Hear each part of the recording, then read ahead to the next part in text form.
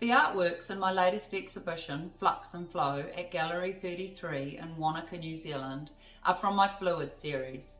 A profound encounter with a glacier in Argentina was the impetus for this body of work. As I witnessed giant hunks of ice shear off the Perito Moreno Glacier back in 2018 and crash into the water, I became acutely aware of both the fragility and the beauty of the glacier, as well as the similarities between moving ice and the glass medium in which I work. I am above all else a maker, a craftsperson working with my hands and tools to create an object that tells a story. I use the lost wax method of casting glass to create the works in my Fluid series. Firstly, I create a model from wax, then a kiln mould is made over the model and the wax is steamed out, leaving the negative space. Lead crystal is weighed and measured according to the wax weight, and the glass is placed in a crucible which goes above the mould in the kiln. The kiln is fired for a minimum of 2 weeks due to the slow cooling required to anneal the glass. After the firing is completed, heavy-duty wet grinding gear is necessary to hone the glass to near perfection.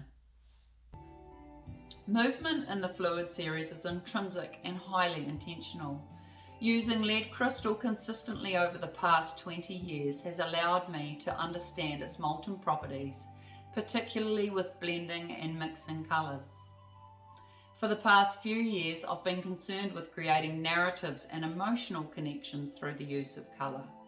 However, with these fluid works, I've begun to develop ways to hold movement within the glass. Although I don't actually view the melting process because that goes on inside the kiln, I like to imagine the glass flow to enable me to better understand how the glass colours will interact once in the mould. A lot of time is spent planning and negotiating in my mind how to blend and shift colour in each work, often combining 7 to 8 different colours and mixing different size glass shards. Strategically placed, these glass pieces flow into the negative mould space, coming to a standstill when the mould is full, freezing the fluid motion within.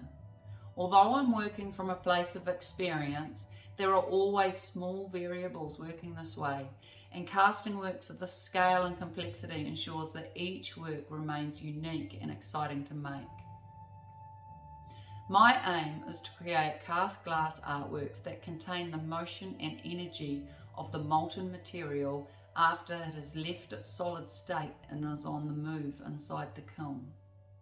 If you'd like to see more about how the works are made, you'll find another video showing more of the studio practice on my YouTube channel, Tocker Glass. Thanks for visiting the exhibition either in store at Gallery 33 or online via the catalogue.